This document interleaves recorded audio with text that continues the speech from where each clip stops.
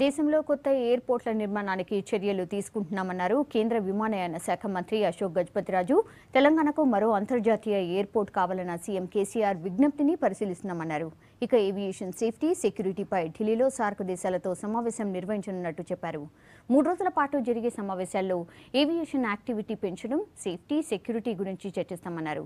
భూసేకరణ అంశం కేంద్ర పరిధిలోకి రాదని, అది రాష్ట్రాల పరిధిలోకి అంశమన్నారు అశోక్.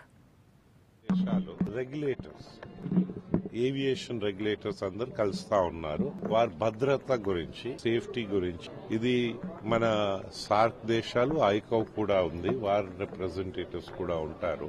ఏం చేస్తే ఇంకా ఈ సేఫ్టీ యాంగిల్స్ పెరుగుతాయి అనేది ఆ యాంగిల్స్ లో వారి చర్చ ఉంటుంది. 3 రోజుల చర్చ ఇది. చూడు, ఇప్పుడు ల్యాండ్ ఎక్విజిషన్ దగ్గర డైరెక్ట్ గా కేంద్రం రాదు. మన ఫెడరల్ కాన్సెప్ట్ మంది. రాష్ట్ర ప్రభుత్వాలు భూమి ఇస్తారు.